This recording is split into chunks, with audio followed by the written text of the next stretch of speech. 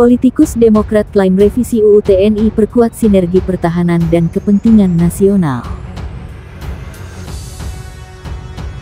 Waktu pemilu tahun 1997, waktu itu pesertanya hanya 3 partai, Partai Golkar, Partai Persatuan Pembangunan atau P3, Partai Demokrasi Indonesia PDI. Yang pertama kali melakukan reformasi ABRI. Setelah itu bersama-sama reformasi nasional. Dan saya oleh Pak Wiranto, Panglima TNI, ditunjuk untuk menjadi ketua tim reformasi ABRI. Saya bekerja selama 2 tahun, mengunjungi kampus-kampus, bertemu dengan para reformis, mendengarkan harapan rakyat, dan akhirnya TNI atau ABRI waktu itu harus melakukan perubahan, reformasi. Jangan sampai ABRI, sekarang TNI Polri Intelijen, mengulangi masa lalu yang sudah dikoreksi oleh sejarah. We have to respect democracy, justice, freedom. Begitu. Ini pandangan saya. Tolong tunjukkan kepada saya bagaimana lagi cara kita bersuara. Udah turun ke jalan sambil dipentungin, protes di media sosial sambil diancamin. Tapi lagi-lagi suara kita dikalahkan oleh keputusan kilat yang disahkan dalam rapat-rapat hotel mewah. Tanpa tahu jelas urgensi dan untuk siapa. Sebulan terakhir saja, Indonesia seolah tak henti-hentinya diuji. IHSG jatuh bebas, ribuan pekerja di PHK, lapangan kerja makin sulit, harga pangan makin mahal, ekonomi terasa sesak, rakyat kecil dikibuli dengan BBM oplosan, sementara korupsi seperti tak pernah bosan merampok uang rakyat. Terus terjadi di depan mata kita. Kita menuntut keadilan, tapi yang datang malah ketidakpastian. Kita bersuara lantang, tapi yang terdengar hanya bisik-bisik di balik pintu kekuasaan. Bagaimana rakyat bisa percaya jika mereka yang seharusnya menjaga justru menjadi pelaku yang menyakiti? Tapi saya tetap sayang Indonesia. Bagaimana tidak? Setiap kali pulang kampung halaman, rasanya mustahil untuk tidak peduli. Yang bisa kita lakukan, jangan-jangan saat ini adalah perhatikan rumah kita, tetangga kita, lingkungan sekitar kita. Berbuat baiklah di sana, karena mungkin itu satu-satunya cara paling nyata untuk tidak mati rasa dan terus mencintai tanah air kita. Karena dulu waktu saya masih di militer, dalam semangat reformasi, TNI aktif itu tabu untuk memasuki dunia politik. Politik praktis itu salah satu doktrin yang kita keluarkan dulu pada saat reformasi ABRI, yang saya menjadi tim reformasinya, ketua tim reformasinya, kami jalankan. Benar, saya tergugah, terinspirasi. Kalau masih jadi jenderal aktif misalnya, jangan berpolitik. Kalau mau berpolitik, pensiun. Oleh karena itu, Ketua Umum AHY dan beberapa mantan perwira militer yang karirnya dulu cemerlang, cerah, tapi ketika pindah pengabdian dari dunia militer ke dunia pemerintahan atau politik, syaratnya harus mundur. Itulah salah satu yang kita gagas dulu. Kalau RUU TNI disahkan, maka nanti jadinya kayak Orde Baru, masa pemerintahan yang parah banget, sampai dulu dijatuhkan sama seluruh rakyat Indonesia. Separah apa sih emangnya? Gambarannya gini, Orde Baru itu hening, gak ada sama sekali penangkapan koruptor, gak ada berita yang macam-macam. Tapi hening bukan karena damai, tapi karena mencekam.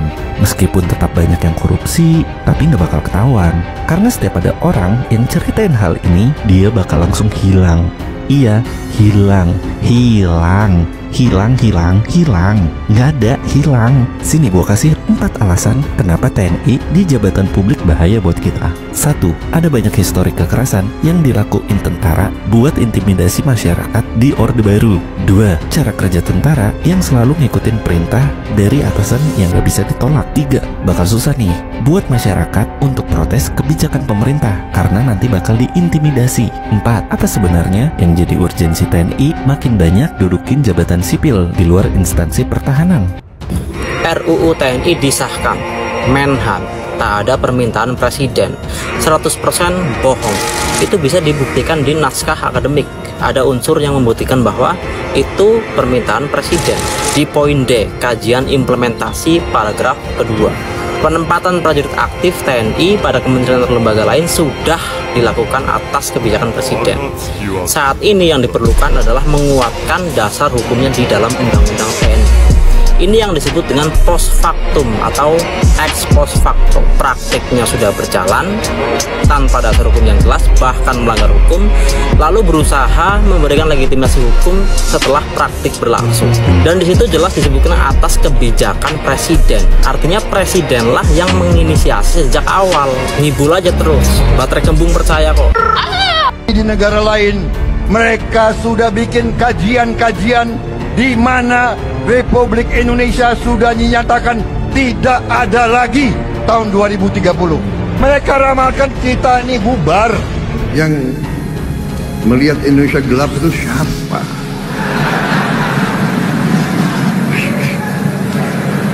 Saudara-saudara, berapa hari yang lalu ada suatu prediksi ekonomi dan statistik. Ini Goldman Sachs. China akan nomor 1 di tahun 2050, India nomor 3, Indonesia nomor 4, di atas Jepang, di atas Inggris, di atas Perancis. Kok Indonesia gelap? Saya tidak takut tidak punya jabatan, Mas Anies. Beliau sendiri menyampaikan bahwa tidak berada dalam kekuasaan membuat tidak bisa berbisnis. Banyak aset saya, pabrik saya yang mandek karena saya tidak dapat kredit, karena saya tidak berkuasa 20 tahun. Kekuasaan lebih dari soal bisnis, kekuasaan adalah soal kehormatan untuk menjalankan kedaulatan rakyat. Mas Anies, saya tidak punya apa-apa. Saya juga ingin tunjukkan harta kekayaan Pak Prabowo. Harta Prabowo Subianto tertinggi di antara baca pres yang lain, Pak. 2,04 triliun rupiah. Kita ini bukan anak kecil, Mas Anies. Ya. Anda juga paham, ya. Sudahlah, ya. Inilah bedanya yang berbicara pakai data, yang berbicara pakai fiksi. Ya. Sorry ya.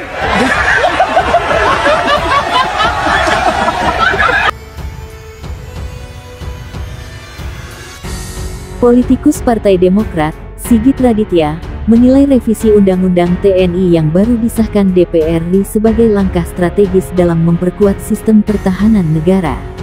Revisi UU TNI yang baru disahkan merupakan langkah strategis dalam memperkuat pertahanan negara, ujar Sigit di X @Sigit Raditya tanggal 21 Maret tahun 2025. Dikatakan Sigit, perubahan ini akan meningkatkan peran TNI dalam menghadapi ancaman yang semakin kompleks di berbagai sektor. Meningkatkan peran TNI dalam menghadapi dinamika ancaman yang semakin kompleks, ucapnya. Ia menekankan bahwa perubahan ini harus dilihat sebagai bagian dari upaya memperkuat kapasitas pertahanan tanpa mengabaikan profesionalisme prajurit dan nilai-nilai reformasi yang telah dijalankan. Dengan regulasi yang lebih adaptif, TNI dapat semakin optimal dalam menjalankan tugasnya, sebutnya. Baik dalam aspek pertahanan militer maupun dalam mendukung kepentingan strategis nasional, tambahnya. Sigit juga menyoroti pentingnya keterlibatan TNI di berbagai sektor strategis sebagai bentuk pengabdian kepada negara, selama tetap mengedepankan efektivitas, akuntabilitas, serta sinergi yang kuat antara unsur pertahanan dan sipil. Dengan demikian, revisi ini diharapkan dapat semakin memperkuat peran TNI dalam menjaga kedaulatan dan stabilitas nasional, tandasnya. Sebelumnya, setelah melalui sejumlah polemik dalam perjalanan pembahasannya, DPR RI akhirnya resmi mengesahkan rancangan undang-undang tentang perubahan atas Undang-Undang Nomor 34 Tahun 2004 tentang Tentara Nasional Indonesia (RUU TNI) menjadi undang-undang. Keputusan ini diambil dalam rapat paripurna DPR RI di Gedung Nusantara II, Kompleks Parlemen, Jakarta, Kamis tanggal 20 Maret tahun 2025. Rapat dipimpin oleh Ketua DPR RI Puan Maharani didampingi Wakil Ketua DPR Sufmi Dasko Ahmad, San Mustafa, dan Adis Kadir. Sejumlah Menteri Kabinet Merah Putih juga tampak menghadiri rapat paripurna. Di antaranya, Menteri Pertahanan Syafri Samsudin, Panglima TNI Jenderal TNI Agus Subianto, Menteri Sekretaris Negara Prasetyo Hadi serta Wakil Menteri Keuangan Thomas Ciwandono. Pengambilan keputusan itu merupakan tahapan pembicaraan tingkat 2 dalam proses legislasi, setelah RUU tersebut disetujui dalam pembicaraan tingkat 1 oleh Komisi DPR RI yang membidangi urusan keamanan, pertahanan, dan informasi digital. Ketua Panja RUU TNI, Utut Adianto pun menyampaikan laporan pembahasan RUU TNI. Anggota Komisi DPR RI, TB Hasanuddin, menegaskan bahwa revisi UU TNI mencerminkan komitmen kuat terhadap profesionalisme TNI sebagai alat pertahanan negara yang tidak berpolitik dan tidak berbisnis. Hal ini dibuktikan dengan tidak adanya perubahan pada pasal 2(d) yang menegaskan jati diri TNI sebagai tentara profesional. Selain itu, pasal 39 tetap melarang prajurit aktif untuk berpolitik praktis, menjadi anggota partai politik, berbisnis, serta mengikuti pemilu.